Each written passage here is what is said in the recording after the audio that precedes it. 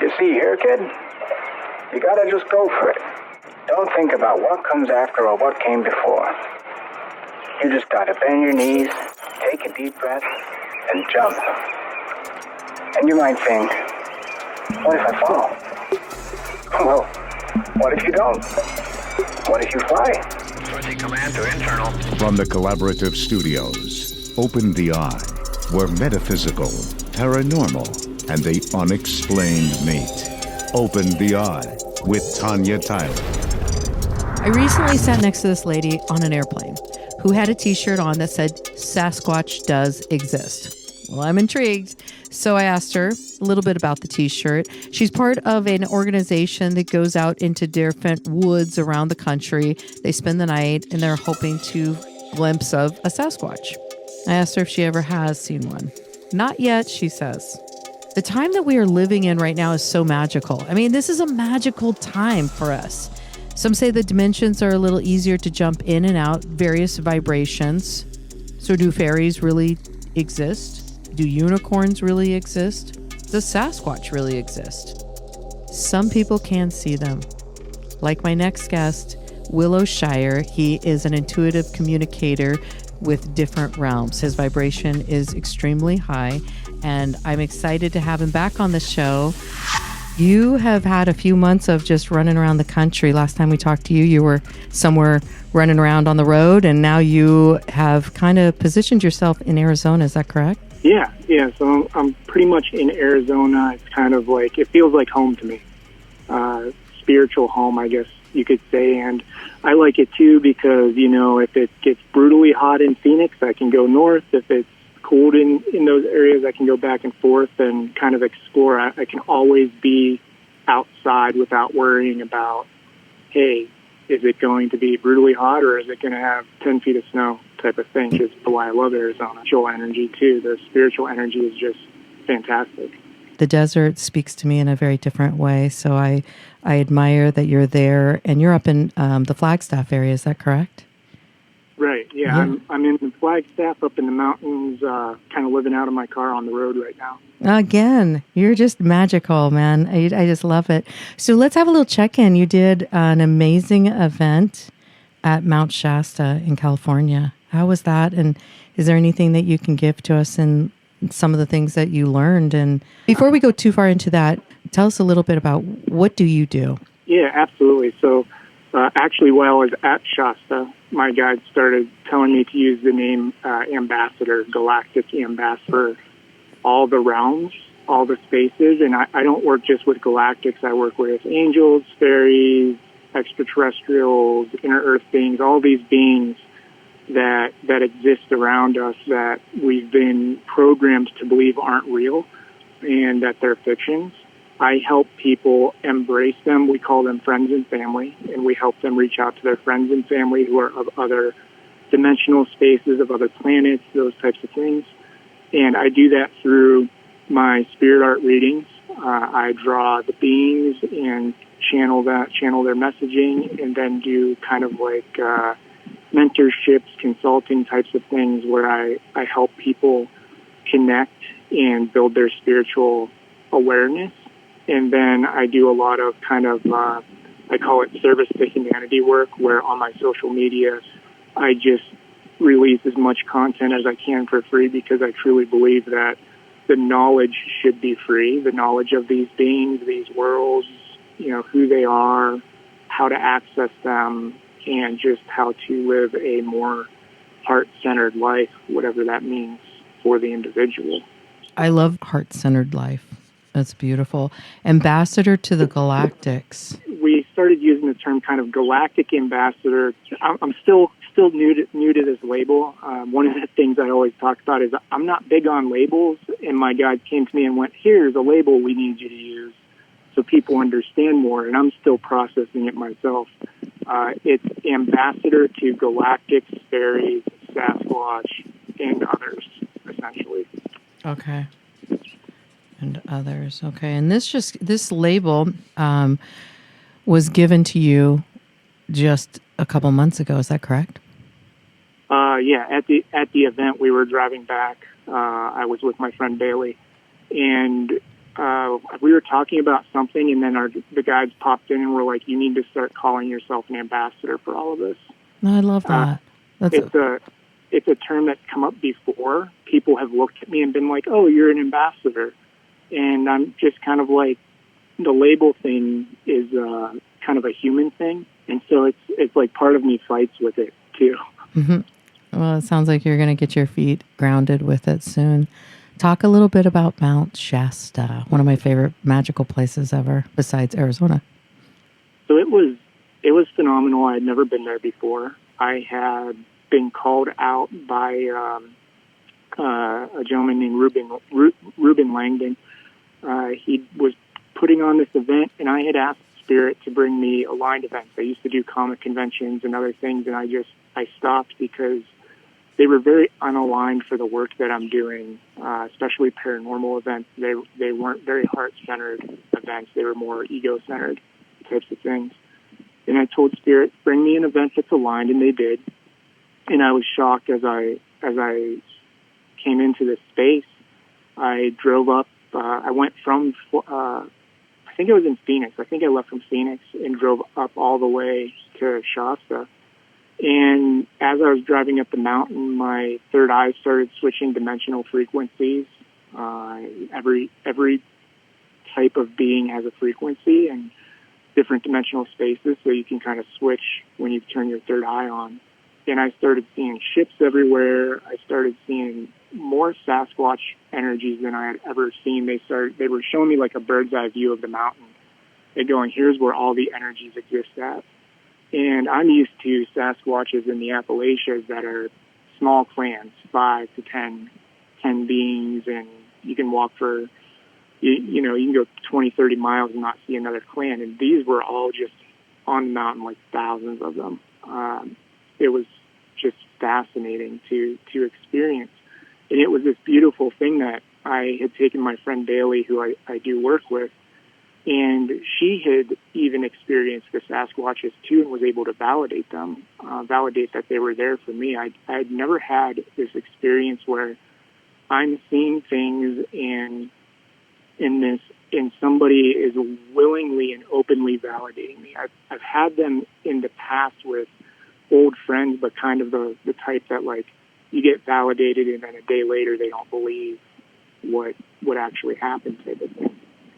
So we're staying in this like tiny home, and the Sasquatches at sunset would come down off the mountain every night. And before she got there, they were coming down and sitting by the tiny house.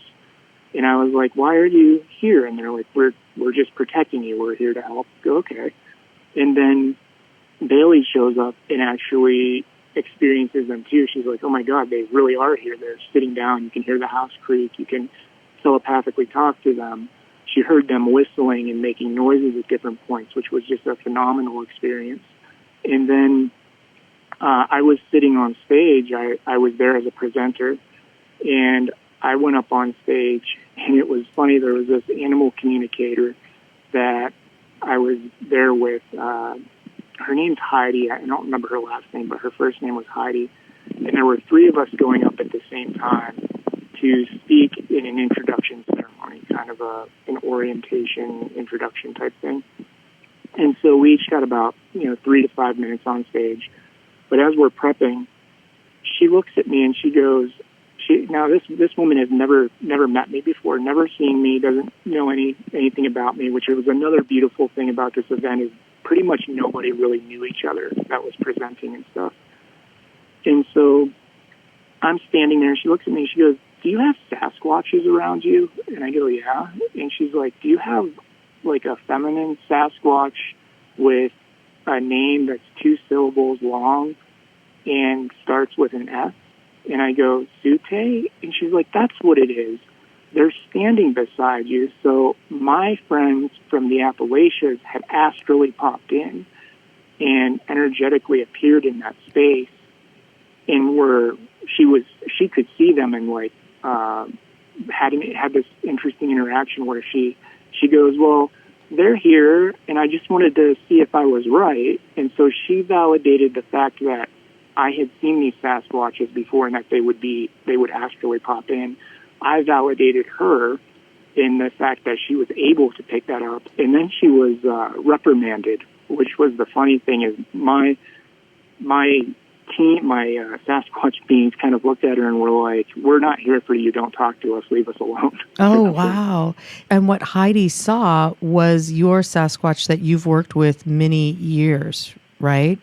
Right. So this is one of the ones, it's actually one of the ones I don't often talk about, but they're part of the same clan, one of the feminine. So the one I normally talk about is Hito and Kanlai, and they're my teachers. And then this one is part of Hito's clan, which was shocking to me. And that's part of how I knew Heidi knew like she was seeing this Sasquatch, because Sute is one that I rarely ever mention, even on reels or anywhere, or even write about her. She's just kind of, a Sasquatch that's part of the clan, but is a friend, but kind of, not the spotlight. It was very validating to me to experience that in that moment. Right before you went up on stage. Yeah. Then I went up on stage, and I had no idea what was going to happen. Ruben had asked us, everybody, to do something that's not an introduction, kind of like do a free flow thing that, you just feel called to do. And he was like, you could even just say, like, my name is so-and-so, and this is what I do. So I went, okay, and I took that to heart, and I went up there, and I asked my guys, I'm like, what am I going to do? And he had even asked me, he's like, do you know what you're going to do? I'm like, I have no clue, no idea. It'll all be channeled. And so I get up there, and my guides take over. And part of the issue I had beforehand is I had gone up to see a woman who was kind of doing the same thing. I had walked into the room as an attendee, kind of sat in the back before I had to go up on stage. And I couldn't sit in the room because there were so many beings in the room that the energy was so powerful. It was kind of burning out my third eye. My third eye started flipping frequencies and seeing all the beings around everybody. And there was even a ship that had dropped down and was in the room like a disc, but nobody could see it. But it was, just out of phase energetically. And it was one of these things that I walked out and I was like, okay, I can't be in there. There's too much stuff. What happens in those spaces is I walk in and they look at me and they go, oh, you can talk to us. And so everything tries to like connect to me. And I'm like, okay, I'm staying out of that space. Well, then I get up on stage and it was very interesting because I go, what are we going to talk about? And they go, love and unity. The entire message, which you can find on my Instagram, and I'll be posting to YouTube in a day or two. The entire message was about love and unity. I didn't even talk anything about myself. They put up some backgrounds behind me of imagery, which I had completely forgotten about, and luckily the audio-visual team was good about throwing those up behind me and showing my spirit art. If you had watched it, the whole message was just, we're here for love, we're here for unity, we're your friends and family, and about how there were so many beings. There were Galactics around, there were Lemurians, there were extraterrestrials, which, beings on our Earth that are in other dimensional spaces, ships, all this stuff. Even walking, you could see the beings walking and standing beside people and this and that. And they channeled so much energy through me and love energy, love frequency, that there's a point where I almost felt like I was going to collapse on the floor. Like I had to tell my guides, you have to kind of pull back the energy because I'm going to collapse and not be able to do the message and just start crying. Like it was so powerful that I was just going to fall to the ground crying. Wow. Because they're pushing this love through me and out to express it to everybody. Mm-hmm. And then at the very end, the last 5 seconds, I just go, my name's Willow, Shire, and I'm a spirit artist. And that was it. It was a very interesting thing that I never expected, because normally you do introductions, you talk about yourself, that type of thing. And this was very much like, this is the message for the group that is here. and all of these beings that are coming through and spreading this love energy through everything. What a beautiful concept, just to have so much love. What was the point of Ruben doing this? Why did he put this together? What was the underlying message for this? They wanted to put together like an event that was a heart-centered event that brought people who were very skilled at what they do and heart-centered. That was like the biggest thing for them. Was Ruben had built this platform that it's called Interview with Ed and Interview with Extra Dimensionals, ED. And it's he has a TV show and this podcast platform and stuff where he's built hundreds and hundreds of connections in the community that have experiences or channels or all these other things. And they've done a lot of events, but he said he wanted to put something together that was heart-centered, was the biggest thing, and bringing the unknown people. So, like, I'm an unknown person. I'm not Bashar. Most of the spiritual community knows the name Bashar and some of these other people. And there aren't a lot of events that focus on heart-centered aspects. That was one of the beautiful things about this event. I walked in, and the shows I used to do, the UFO shows, paranormal, horror, Comic-Cons, all those, it's tons of ego, tons of competition, tons of me versus you, and if you want something, you have to buy it type of thing. This wasn't that at all. This was very heart-centered, loving. Nobody was pushing products. Everybody was helping each other. It was all about unity and love. And if you wanted, it was like if you were in the vendor room and you wanted to buy something, you were more than happy to, but it wasn't being pushed and forced, and there was no competition, none of this stuff that you find in other events. And they succeeded tremendously at picking people in the spiritual community that are like free of the ego type of thing, putting them together and saying, here are our people, and bringing unknown people that are very skilled and gifted. Like Heidi is an amazing animal communicator and connects with the earth beings and stuff, but she's not really well known in the U.S. Mm-hmm. So bringing those people and putting kind of a spotlight and saying, hey, there are more than the famous names that you know. We're talking to Willow Shire, who is an ambassador to the Galactics.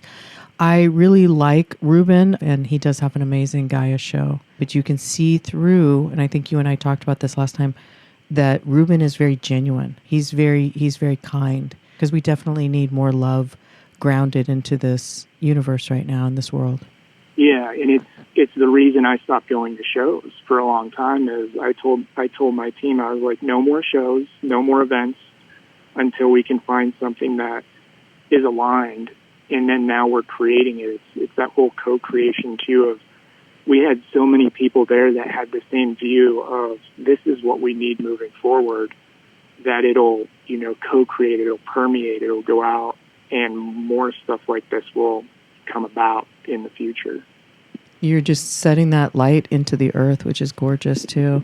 What a perfect place to do it. Tell me some of the things that you learned through Mt Shasta, or what was your experience besides some of the Sasquatches that you were, or other beings that you were seeing? For me, I guess it was less about my experience. I took, kind of like I said earlier, I took my friend Bailey up there, and I ended up with a kidney infection. That's awful. My experience was actually kind of rough. I was there to spread light and connect with a few beings. Like I did see a Yeti, and my whole experience more was like bringing light in, helping people, connecting with them, and just validating them. There was a lot of me validating people who came up to me and started talking and that. And then when we took off early because we had I had the kidney infection that flared up really, really bad. I needed to get out because every time energy would come into the vendor room, like people would come in, it would flare as though I was transmuting stuff too. So I just told her, I'm like, we have to leave early. I literally can't stand up straight. Did you go to the hospital?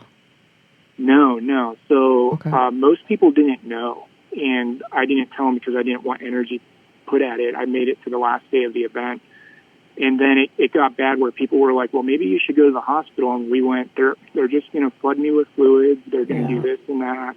And I went, we know what to do.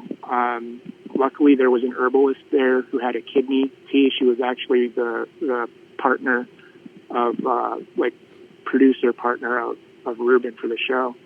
And they got me this kidney tea, and I went on my way and just did what we knew to do. Use the herbs, use the fluids and those things. I found out that Bailey had done a light language healing on me to try to figure out what was going on, and they said a high acidic diet.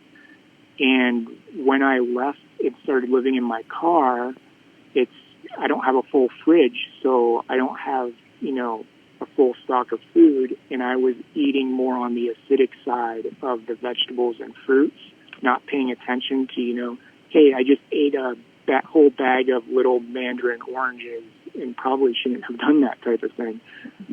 It was my fault for doing it, but it was also kind of spiritually aligned because it was the way it happened. It was like it was meant to happen to shift my diet more, but also to let me kind of take a step back and not do work, and then take my friend up with me and go, okay, I'm going to take you to the mountain, and we're going to see if you can connect.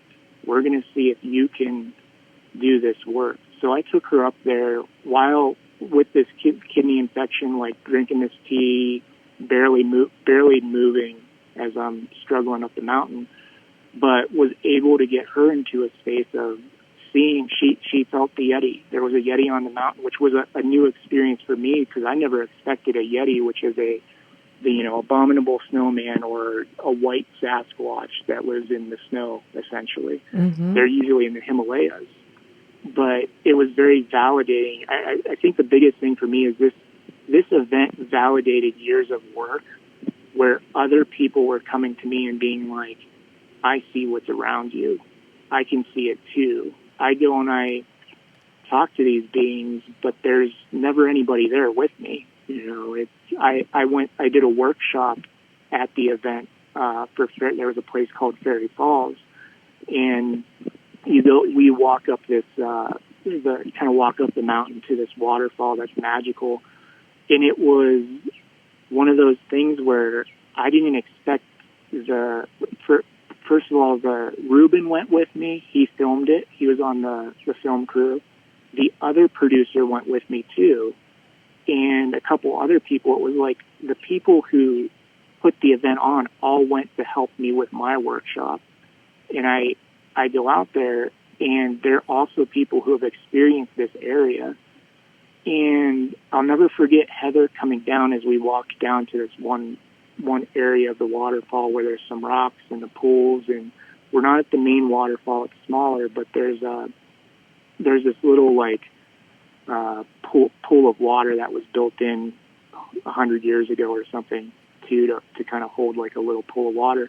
People start putting their feet in, and there's butterflies everywhere. And Heather goes, because we're talking about fairies. My gnome friend Doug is a juniper gnome who's 8 inches tall, and he's always with me. He's always running around. There were people there who saw him, and we started talking about a lot about the juniper gnomes. And as we go down into this area, there was so much fairy energy that was excited, and people were seeing fairy houses and little beings, that there were butterflies everywhere, like this cyclone of butterflies moving around this area. And Heather pulls me aside and says, can I talk for a second? I go, yeah, sure. And she starts talking and goes, I just want everybody to know this. I've never seen this many butterflies. Like, we come here all the time, and I've never seen this many butterflies in this energy, in this and that. I didn't really tell a lot of people, but there were Sasquatches that told me long before I did this workshop. They go, we're going to be there. We're going to be on the opposite side of this river because we don't want to scare people. And I go, okay. And I can feel them walking with us as we walk up this mile-long trail. And we get to the top, and one of them stands there and is watching down, and the others form a circle and start sending energy. They're like meditating and sending energy down into the group. And this one gentleman who I knew for a while, I was like, he has Sasquatch energy. He ended up having a meditation that when I did this joint meditation, he had Sasquatches appear to him, a family of Sasquatches. And I'm like, yeah, they're around us. They're with us right now. And then another woman, I was doing that meditation, sitting on the rocks, and I'm just sitting there channeling. My eyes are open. I'm watching everybody. I'm saying what my guides are telling me to say. And just this really random thing, they go, talk about the whales. And so I go, okay, if somebody here's meditating and you're experiencing a whale energy, trust it. It's real. You're connecting to it. You're experiencing them. All the water is connected from all around the earth, from the top of the mountains to the oceans. It's all one. And you can have experiences with whales on the tops of the mountains. I have a pod of right whales that came to me actually when I was in Flagstaff back in a year ago, I think. And I was on a mountain in the high desert type area. Like, how is a pod of whales connecting to me? So I think I said it like 2 or 3 times. If you see a whale, it's real. This woman during this meditation, she comes up after and she goes, oh my God, thank you for saying that. I was seeing a whale and I kept trying to push it away thinking it's not real, that isn't right. Her earthly guide is a whale spirit somewhere in the ocean. I mean, not an ego thing, but it's a beautiful thing to have all that validation too, and to know you're on such a right path. Well, and that's what was beautiful about having the producers there, and especially Ruben, is as I was walking down, people always say, you talk about this like it's just normal, it's just part of your life. It just is. And it's a beautiful thing after years of doing this work to have the Shasta event. So the whales came up, and then they come up and go, hey, I didn't know they were seeing whales, and they didn't say anything, and then they're like, I was seeing whales and that helped me. Or when Heidi said the thing about, hey, do you have a Sasquatch around you, and picked up on the name. I mean, that's a very intricate detail that I don't think I have published other than maybe in one tiny spot on my website somewhere. I'm so mesmerized by all of this. We're talking to Willow Shire. He is an ambassador to the Galactics, Fairies, Sasquatches, and others. We're going to take a quick little break and we'll be right back because I want to talk about, you've been like this, but you lived in a 3D life. I mean, you were a computer programmer. This validation has so much more depth than just you waking up. I mean, this is a whole nother level. So I want to talk just a little bit about that. We'll be right back.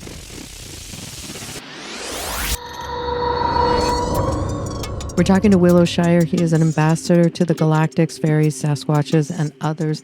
He is a communicator to the other realm. And he went to Shasta, did an amazing event with Ruben Langdon. And I love how you separate from ego to just love. I mean, your heart chakra is fully open.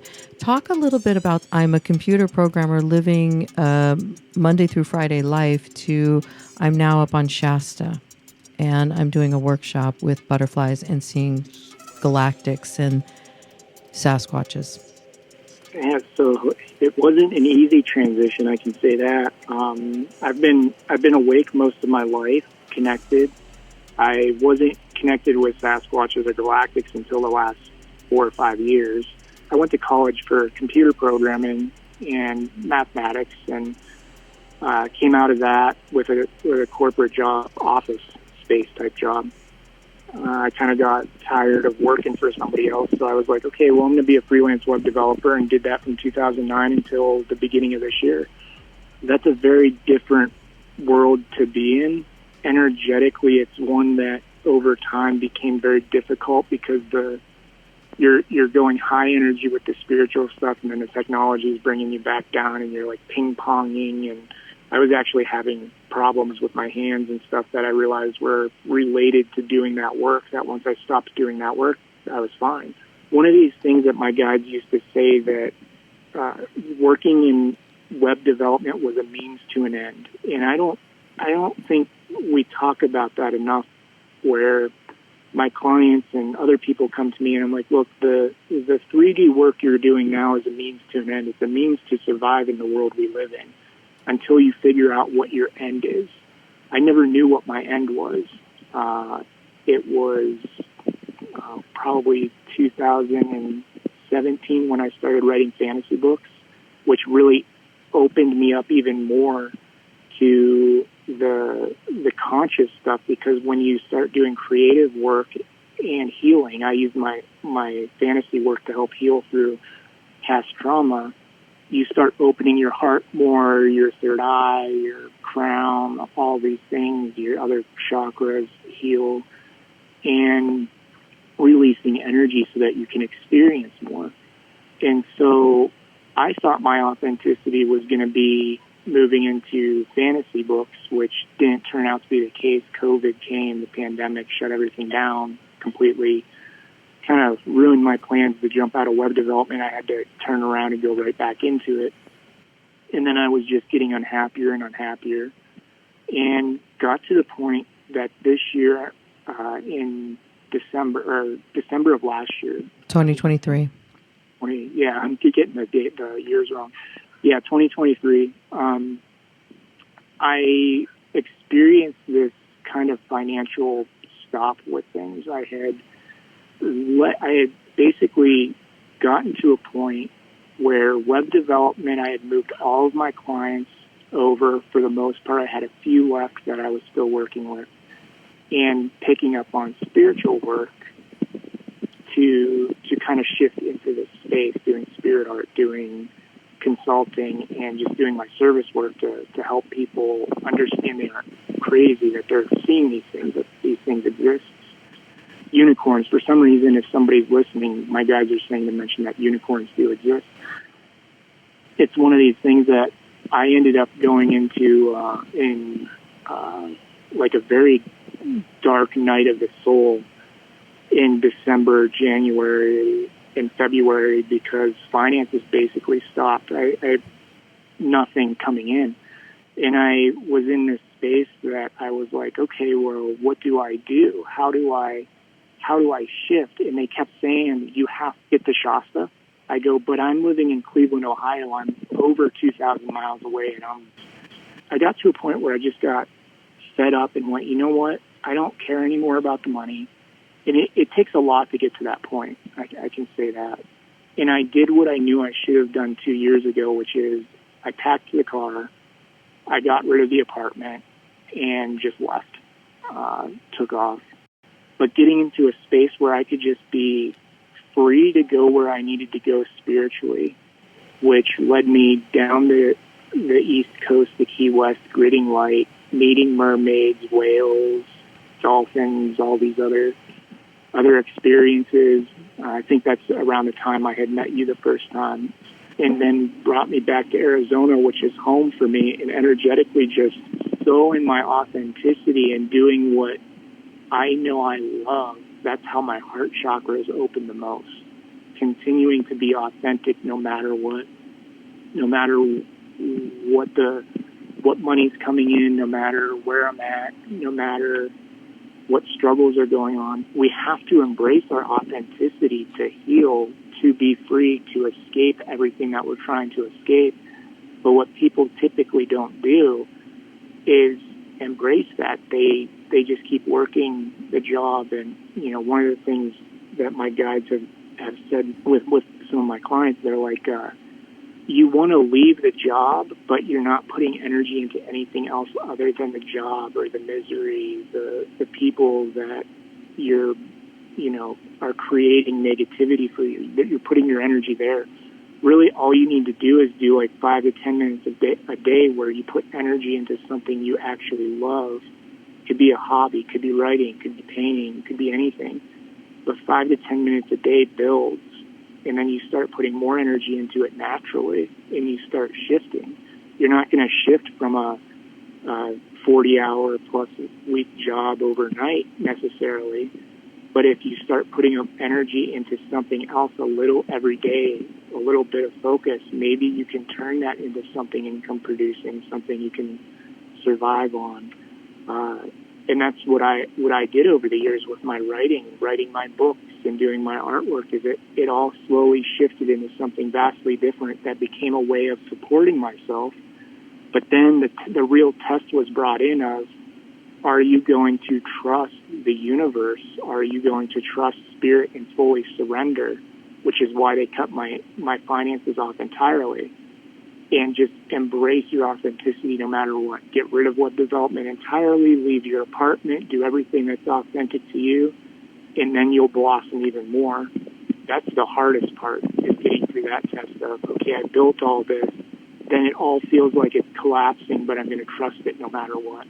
Surrender and go that direction. Go the direction of your heart, not your mind. And when you go the direction of your heart, it's not easy. It doesn't mean there aren't struggles and difficulties, but it is far more powerful in the end for you. Willow, Shire, an ambassador to the Galactics, Fairies, Sasquatch, and others, different realms. You were in the grind, and the word that I always say, because you are so beautiful with it, is authenticity. You know, being your authentic self. I say it so much now, more since our last show that we had. Being authentic to yourself, because we do get stuck, and it is a means to an end. We do need that job, and there's always a door, I believe, when to go through it. And you went through that door. Can you share with us, if someone is wanting to start that journey, that spirit journey, various things on meditation and stuff, can you just talk a little bit about what are some of the beginning steps to start moving that direction? I guess there's not one thing, but there are a couple of things. One, start healing. Stop being afraid of healing and start working on your healing, whatever that means for you. For some people, that's going to mean therapy.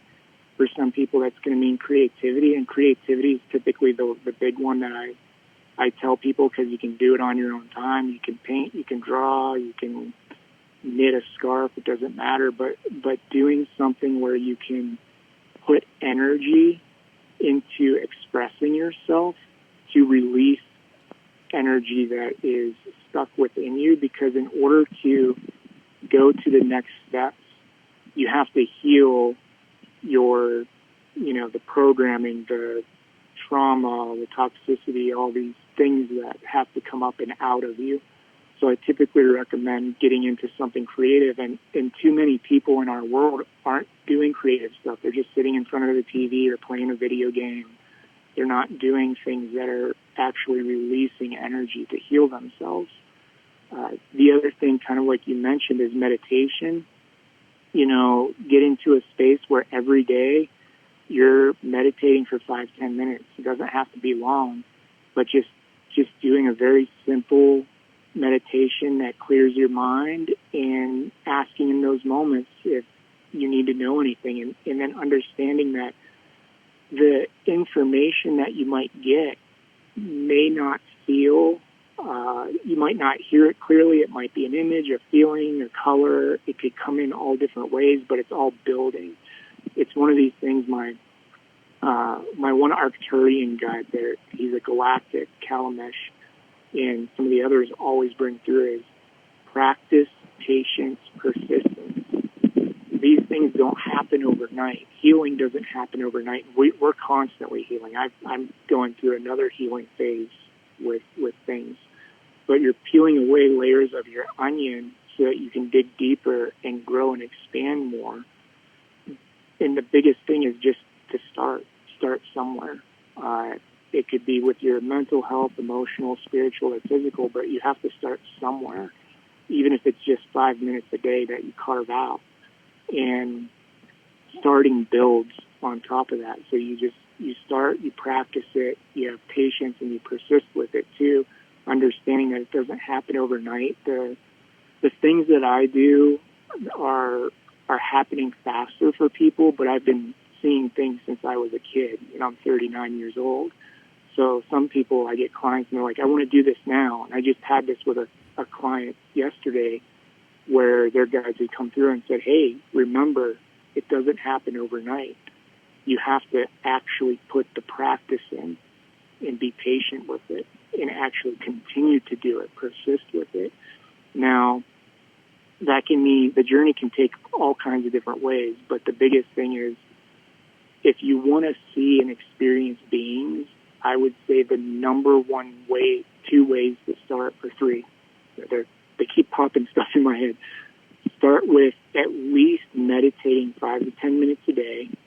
Get yourself into a space of creativity, because learning that the imagination isn't fake and actually working with that helps expand your third eye, your clairvoyance, those types of things. So some sort of creative type of thing. And then healing, and not being afraid of the healing, but embracing it, embracing that healing. Another one they're popping into is start working on your boundaries and what is authentic to you. There's a lot of stuff to it, but those are some kind of like really bite-sized types of things that everybody can embrace. And boundaries could be with yourself, with your family, with your friends, with your work. Yeah, absolutely. It's boundaries with anything that might be negative to you, and that's a big one that probably the hardest one people have an issue with, because setting boundaries with people that you love that are actually toxic, friends, family, work, as you said, setting boundaries with work, that if you signed up for a 40-hour job but they're working you 80 hours a week, setting the boundary that, hey, that's not what I signed up for. I signed up for this. Standing up for yourself and your boundaries, and sometimes even just walking away from things that if you set a boundary and the person or organization isn't going to respect that boundary, then there comes a point in time where you have to walk away, because that the way you set it is boundaries with yourself. That becomes a boundary with yourself. Are you going to walk across your boundary and continue working with those energies?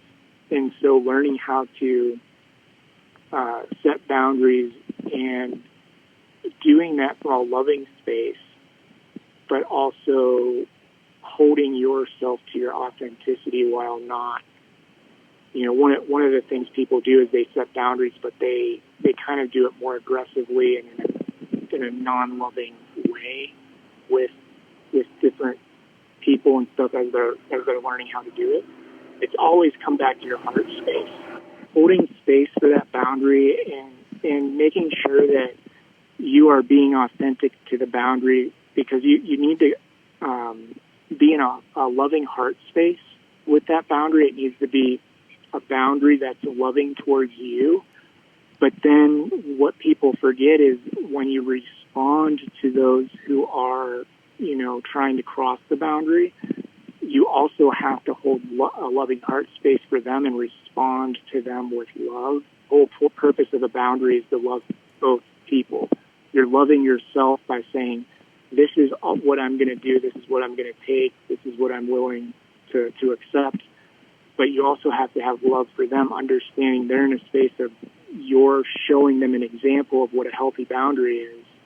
And a healthy boundary is not being angry with them, not being hateful, frustrated, any of the lower emotions that go with that, sounds like. Yeah, so especially with friends and family, it's like always bring yourself back to that love center and go, hey, no, I'm doing this because I love myself, I love you. If you want to have a healthy balance in relationship, this is out of love. It's not out of anger or hate or anything. I like that. That is so beautiful. Let's talk a little bit about your work that you do for your clients. Yeah, so I am a spiritual artist is what most people would describe me as, where I sit down with a client and I bring through a spirit guide, and that can mean many things. It could be a galactic, a dragon, ET, Sasquatch, inner Earth. It could be all over the place. But I bring through this being and give them a channeled message, and we sit down and I work with them on tools and techniques they can do to enhance the space of the journey they're in. So that could mean, their spiritual abilities like clairvoyance, clairaudience. It could also just mean getting into their authenticity or embracing, the more, I guess you would call them the unexciting things of spirituality, like diet and health and boundaries, as we talked about just a moment ago. So I help clients do that, and I do it in a variety of manners. I have, general spirit art readings, bring through kind of a detailed picture. I do mini readings on Instagram, and the mini readings have been really interesting because it's like a way for people to kind of see a light code version, and a light code is an energetic representation of the being who's coming through, and it can energetically activate people to healing, to seeing more, to cleansing energy, to all these different things.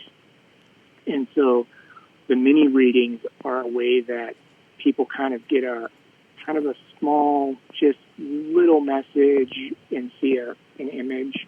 Then I do divine counsel transmissions, which are much more complicated. The last one took me like 2 weeks to do. It brought through 40 beings, and it was a 40-page, basically a book of channeled messaging from each being. I think each being took up a page and channeled messaging for this person. What an amazing gift. Yeah, and it's one of those things that people, they get it, and it's good for a year to a year and a half. And I have some clients who have had it for a year, and they're still working with it. They're connecting with the beings, and it's really a dedication. Are some of the messages about what you need to do or where you need to go or any of that kind of guidance? It's all of that. They typically hit all of the questions an individual would have. So when I do those too, I tell people, don't ask me questions, but ask your guides. And I don't think I've had a client yet come and say one of my questions wasn't answered. They're actually surprised. They're like, oh my God, how did you know to answer that? I'm like, I didn't. They did. And it'll be about how to heal, how to prepare for a career shift.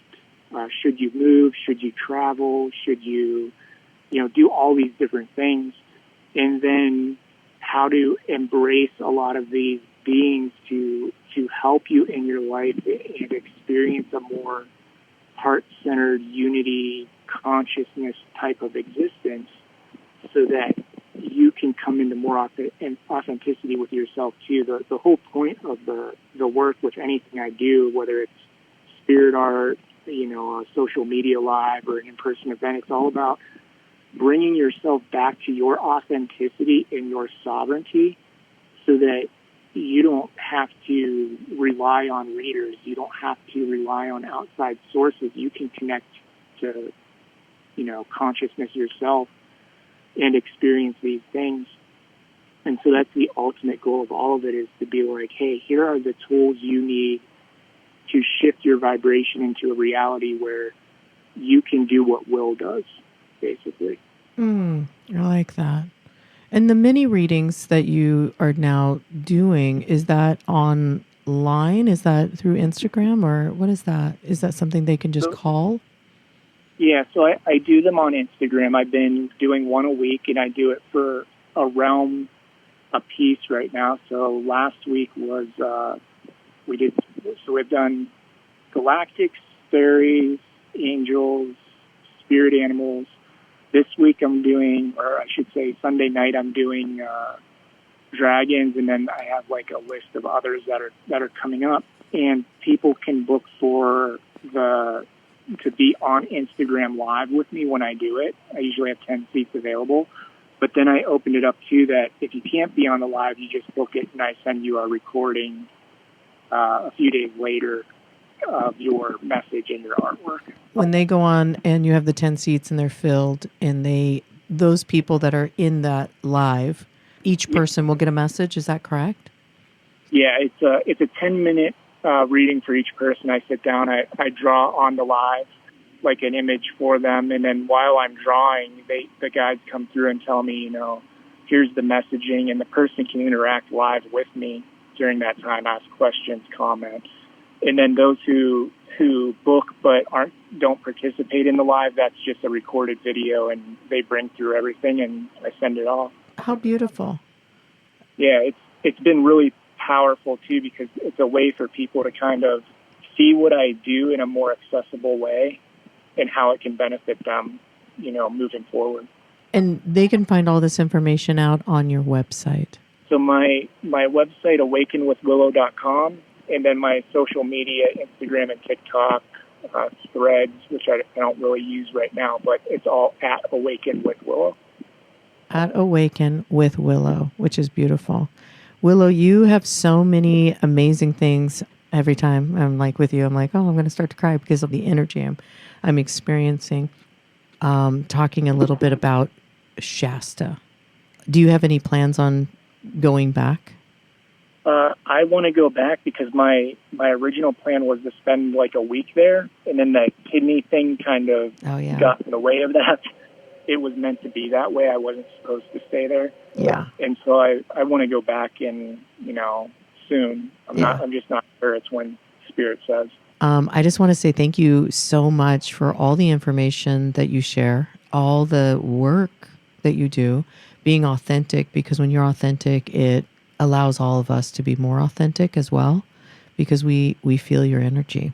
And I don't think that we need to be physically with you right now because you're on the phone, and so we're hearing your vibration through your voice. Would you agree? Oh, absolutely. That's how it works. It's just a quantum entanglement. The energy entangled, and then whoever's listening to this will probably feel, energy upgrades, different things. And then the physical experience, I have been told, is that when you're physically beside me, it's much more powerful. Well, this sounds really odd, and I'm just going to say it. I really, truly feel not grounded right now, which is really interesting because I already walked in the nature before, did all my stuff that I needed to for today. But I was sitting here and I was kind of like feeling woozy a little bit. That's weird. I was like, oh, it's probably because I'm listening to your voice and feeling like I want to cry. And then I felt like a feeling of kind of joy and love. And now I'm just feeling a little woozy. And now I'm like, oh, okay, no, it's all good. It's just got to be your energy is so high caliber. That's absolutely what it is. Willow, thank you so much. Thank you for the connection. Thank you for sharing everything with Mt Shasta and everything that you do. And I'm just grateful. So thank you, thank you, thank you. And look forward to more of your work and sharing more. And I know you'll come back on closer to the end of the year and maybe share with some of the things that you're seeing. A quick question before I let you go. Are you seeing a lot of the ships closer to us right now? The Galactic ships are moving closer to us where they're pretty far up. They've been moving in towards us. Yeah, I feel it's more of a perception and like readiness. They're always there. There's one ship in the sky. There's thousands that you can't see in other dimensional spaces shifting in and out. I would say they're getting more. They're going to be bringing more awareness, is what my guides are saying. Like, so that would be the case of people seeing more ships or flashes of light, different things in the sky, that they are bringing more awareness that they're already there. Thank you so much. Aw. You're welcome. Willow, you're awesome. Thank you so much for everything that you do, and we'll talk to you soon. Well, thank you for having me on. It was a pleasure. Much love to you.